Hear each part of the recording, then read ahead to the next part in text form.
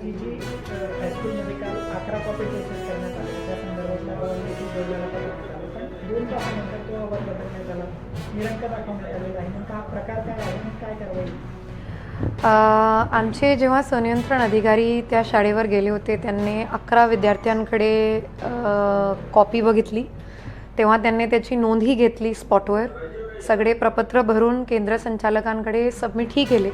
पण नंतर असं निदर्शनास आलं आहे की त्या केंद्र संचालकांनी निरंक अशी रिपोर्टवरती पाठवलेली आहे. तर आपण आज त्यांना एक शोकॉज साधा सर्व करणार आहोत की बाबा तुम्ही प्रपत्र असतानासुद्धा रिपोर्ट का बदलले, आणि मग उत्तर आल्यानंतर त्यांना सुधारित रिपोर्टसुद्धा वरती पाठवायला लावणार आहोत.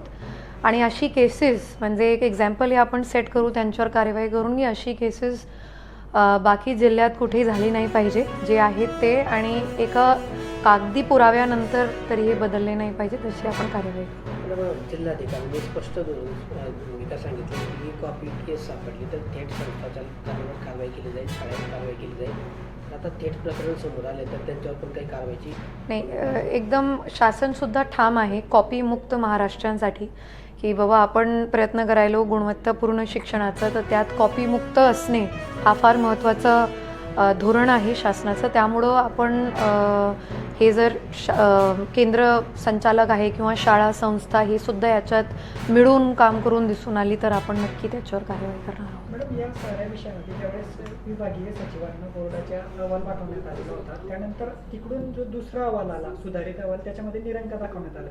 त्यामुळे तिकडं देखील वरिष्ठ स्तरावर हालचाली झालेल्या दिसते. तिकडची काही लिंक सापडली तर काही कारवाई संदर्भात नाही, हे बघा मी तेच सांगितली की आज आपण मुख्याध्यापकांकडून खुलासा तरी घेऊ की प्रपत्र असतानासुद्धा त्यांनी वेगळी रिपोर्ट का पाठवली. तर एकदा ते आला मग मला पुढची कार्यवाही आणि पुढचा बाईटसुद्धा देता येईल.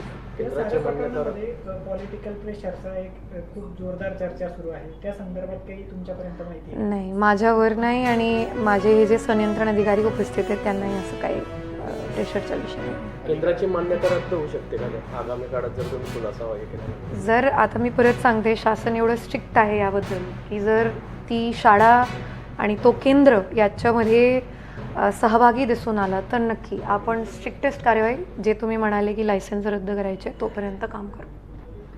सरदार जिल्हे हायस्कूलमध्ये ज्यावेळेस तुम्ही भरारी पथक त्या ठिकाणी चौकशीसाठी गेले होते, नेमका काय प्रकार त्या ठिकाणी घडला होता आणि किती कॉपी केसेस तुम्ही त्या ठिकाणी केल्या होत्या?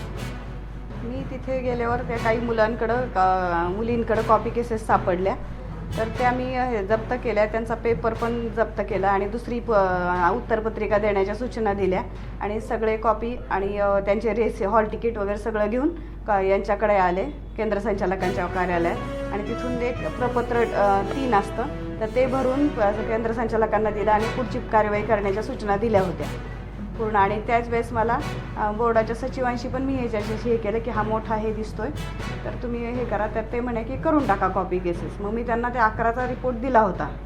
त्याच्यानंतर इथल्या सहनियंत्रण कक्षाला पण सांगितलं होतं की 11 कॉपी केसेस झालेल्या आहेत. परत तिथंच दुपारी पण 3 वाजता संस्कृतचा पेपर होता 10वीचा, त्यामुळे मी तिथेच थांबले. तिथं पण मग परत हे केलं, भेट दिली तिथल्या ह्याला. आणि नंतर मग 5 वाजता मी परत आले.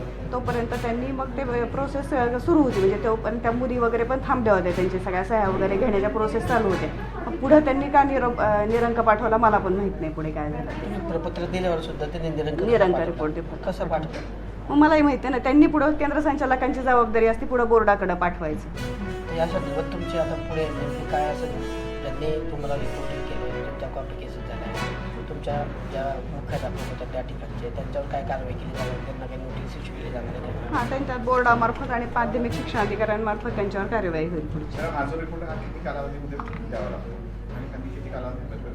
हां, त्यांनी उद्या म्हणजे आज पेपर सगळे जातात ना, त्यासोबतच त्यांनी पोस्ट आणि हे पाठवावं लागतं केंद्र संचालकांनी.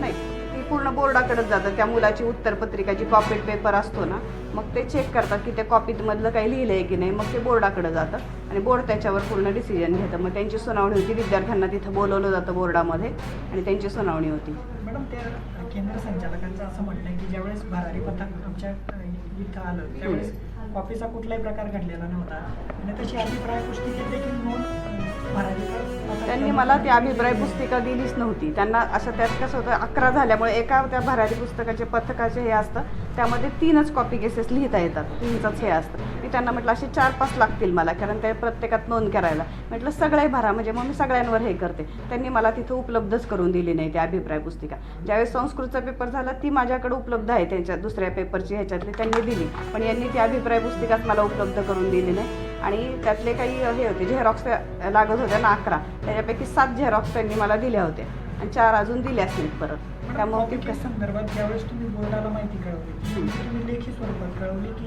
कोण? नाही, तोंडी फोनवरच सांगितलं होतं सचिवांना, देसले साहेबांना, विभागीय सचिवांना. ओके. मग त्यानंतर तो पहिला अहवाल आला. हां, पहिला अहवाल आला.